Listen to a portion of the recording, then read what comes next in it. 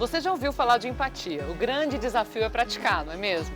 O livro Empatia, porque as pessoas empáticas serão os líderes do futuro, é a proposta do Jaime Ribeiro, que é executivo da área de educação, humanista e escritor, e é o nosso convidado de hoje do Prazer em Conhecer. Prazer em conhecer você. Prazer é todo meu, Áurea. É uma alegria enorme estar aqui para falar de um tema tão urgente e importante como empatia. Desafiador. Desafiador. Qual é o primeiro passo para alguém se enxergar uma pessoa empática e realmente praticar essa virtude? Ouvir. Ouvir é o ponto de partida da empatia. A gente acha que é agir porque a gente confunde empatia com várias coisas. A gente confunde empatia com solidariedade, com compaixão, com dó.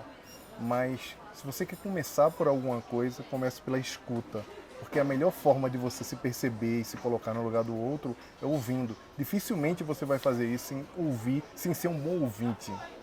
Jaime, mas para ouvir, a gente precisa dispensar várias coisas, né? Por exemplo, o julgamento, a vontade de botar o preconceito na frente, criar um rótulo. Ou seja, é preciso se transformar para ouvir de verdade. É verdade, porque você só consegue efetivamente ouvir uma pessoa quando você esvazia os pré-julgamentos. Eu até falei isso recentemente nas minhas redes sociais, fazendo um desafio com os meus colegas e amigos, porque eu não chamo de seguidores, as pessoas que estão conectadas comigo, falando para eles, eu quero ver quem consegue ficar uma hora ou um dia sem julgar.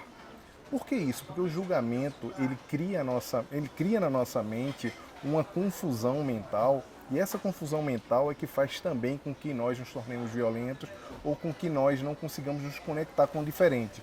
Porque a gente olha o diferente e já começa a julgar, já começa a pensar outras coisas. Então, quando você está pensando outra coisa e não está concentrado no que a pessoa está falando, você não consegue se colocar no lugar do outro, você não consegue perceber efetivamente como o outro está se sentindo ou o que o outro quer dizer. Então, ouvir só é possível também, como você falou muito bem, quando a gente esvazia a mente. E não tem nada a ver com meditação, tem a ver com você estar com a alma aberta.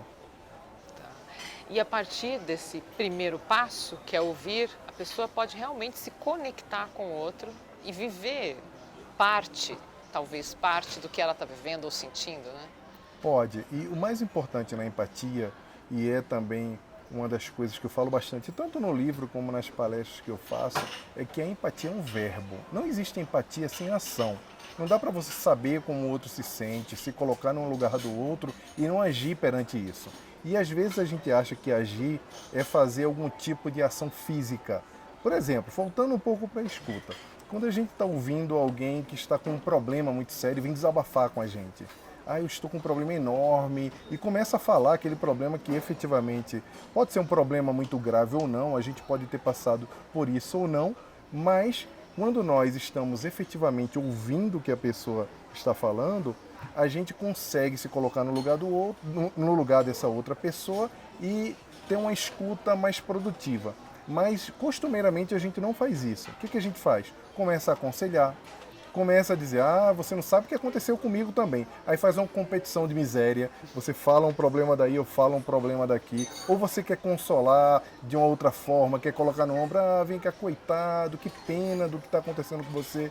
E a pessoa reage de uma forma completamente diferente, porque o que ela quer, na verdade, a maioria das vezes é da sua presença, é de você, ela quer saber que você entende como ela está se sentindo. Dos ouvidos do outro. Ela quer os seus ouvidos e a gente quer fazer alguma coisa. Então a ação pode ser também apenas ficar ali do lado, compreender qual é o momento certo de agir e o que tem que fazer.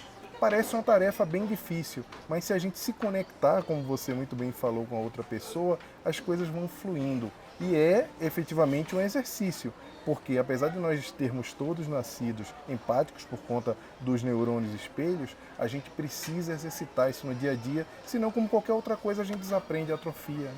O Rubem Alves falava muito isso, né? Que muita gente quer aprender a falar, mas ninguém quer praticar a escutatória, né? Que foi o termo É verdade, que ele usou, né? é verdade. Esse é o grande desafio. Todo mundo quer um espaço de fala, né? Mas do outro lado as pessoas querem um espaço de escuta também. É verdade. Jaime, por que você diz no livro que as pessoas empáticas vão ser os líderes do futuro? Áurea, se fala muito no momento sobre a revolução digital, sobre o mundo VUCA, o mundo volátil, incerto, complexo, ambíguo. a comunidade, a sociedade como um todo está assustada com essa transformação digital, pelo impacto nas relações sociais, pelos impactos nas companhias, na forma como o mundo do negócio está se comportando efetivamente. E aí a gente faz algumas perguntas que podem responder também a essa questão. A primeira é: se realmente os robôs e a inteligência artificial assumirem um papel de protagonismo daqui a 5 anos, como os especialistas dizem, em mais de 50% das nossas tarefas cotidianas que vão surgir, que vão ser assumidas por eles, se a inteligência artificial dominar várias interações que nós já fazemos, tanto entre nós como com companhias, com governo e etc., quem que vai garantir que toda essa tecnologia seja usada a serviço da coletividade? Quem que vai garantir que um homem não vai usar todos os dados hoje que já existem sobre pessoas, sobre governo, sobre tudo? Quem vai garantir que isso vai ser usado para o bem, vai ser usado para a humanidade e que isso não pode cair em mãos erradas? Só garantindo que as habilidades humanas sejam desenvolvidas é que nós garantiremos, inclusive, o futuro da humanidade. Porque a gente espera que o futuro da tecnologia será aquele futuro como a gente vê na ficção lá, o robô matando o homem, ou dominando, lutando pela hegemonia no mundo. Só que o futuro não é bem assim. A tecnologia ela veio efetivamente para nos ajudar. O grande perigo hoje é a influência da tecnologia por ação do homem. E aí volta a ser uma questão ética. E para nossa alegria, tantos futurólogos, sociólogos, cientistas, inclusive o pessoal de tech, já vem nos alertando que as habilidades humanas são as principais habilidades a serem desenvolvidas nas crianças e nos jovens de hoje para garantir a empregabilidade no futuro. Então o que a gente defende, o que a gente fala no livro é que as pessoas empáticas serão as únicas capazes de entender esse mundo digital e extrair dele um benefício comum para a humanidade. É um grande alívio ver isso, né? Está bem reforçado no seu livro e mais do que isso, para mim representa um chamamento que você faz para que a empatia seja espalhada. Mas isso, como você diz, depende dos humanos. Exatamente. O livro nada mais é do que um manifesto. Quando eu fui escrever esse livro, eu tomei 2 cuidados. O primeiro cuidado foi de fazer o livro como se fosse uma conversa comigo.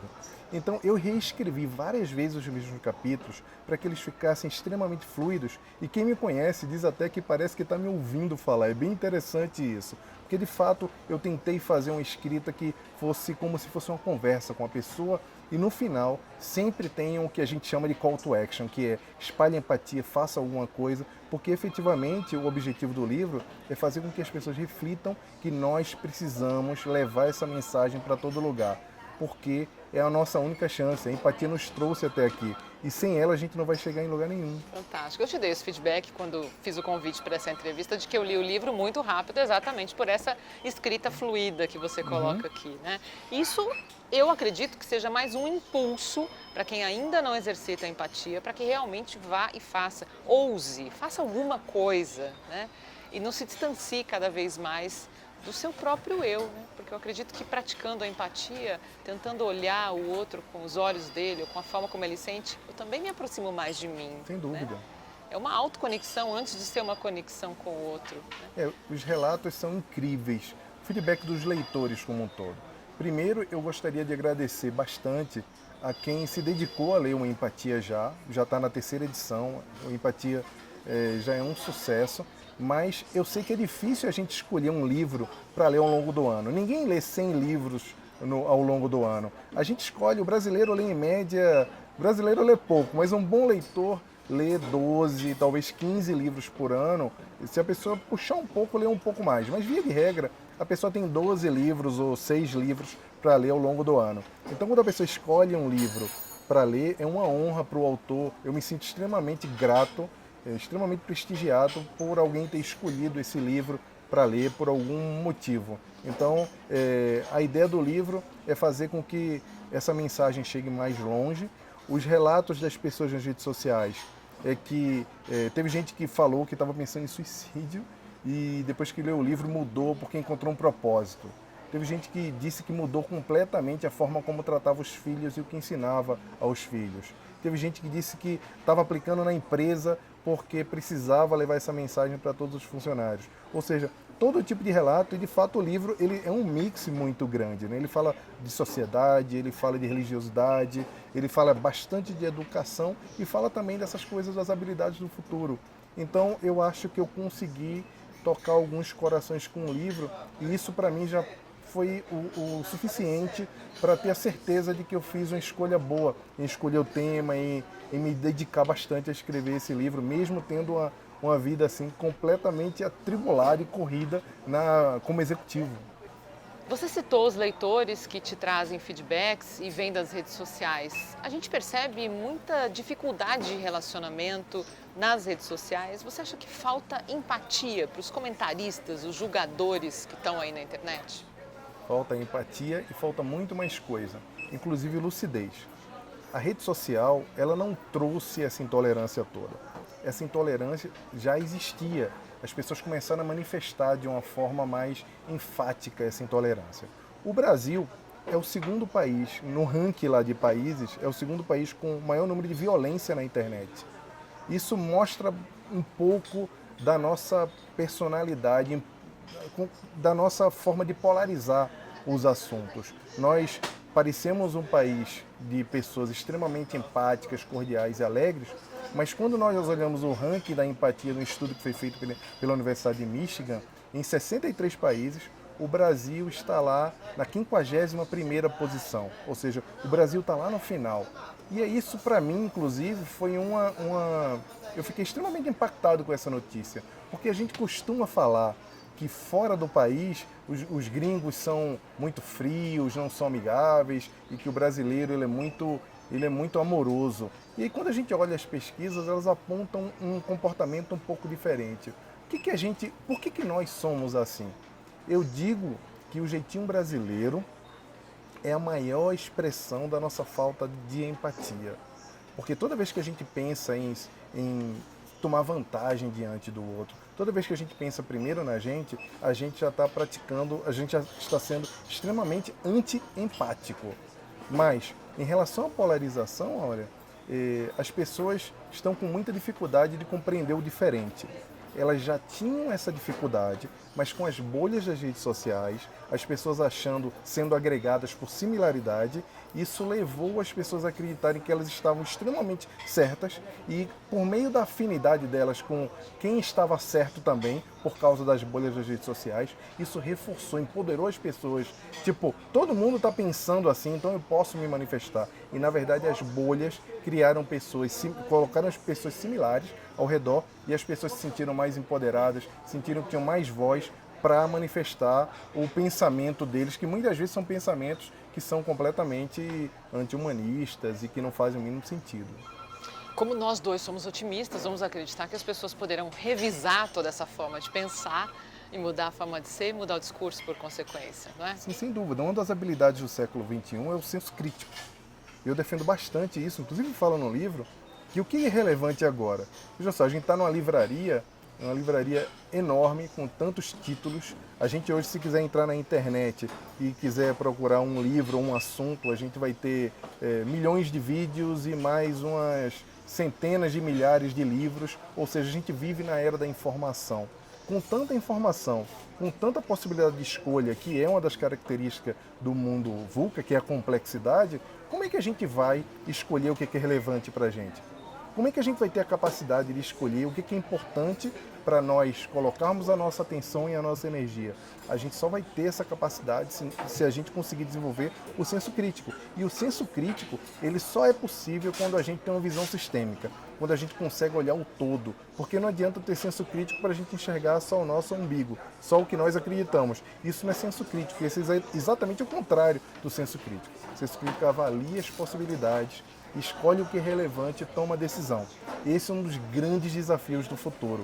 E nessa hora que a gente precisar se desafiar a entender melhor esse mundo muito complexo, só a gente entendendo de gente, a gente tendo essas habilidades bem desenvolvidas, só quando a gente conseguir fazer isso, a gente será capaz de liderar e de impulsionar o mundo para ser um lugar melhor. Perfeito. Eu vou pegar carona nisso aí que você falou e convidar todo mundo para que a gente possa desenvolver o senso crítico com bastante força e rapidez e lucidez e também possamos praticar a empatia Empatia, espalhe isso, pratique, entenda, espalhe.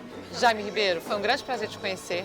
Muito obrigada por esse ensinamento, por esse reforço e por esse convite para que o internauta realmente entenda que empatia é urgente. Obrigada. Muito obrigado. Um abraço, prazer. Prazer é todo meu. E parabéns pelo trabalho. Muito obrigado. A empatia é uma das habilidades que a gente pode desenvolver para se tornar pessoas melhores, para se comunicar melhor, para viver melhor com as pessoas e para ter mais bem-estar. Esse é o convite para você. Aqui no Prazer Conhecer é assim, toda semana um vídeo novo com uma nova conversa com escritores de livros que falam sobre autoconhecimento. Fique ligado, na semana que vem tem mais. Você gostou do vídeo? Então curta e compartilhe com os amigos. Não esquece também de seguir o canal e apertar o sininho para receber as notificações.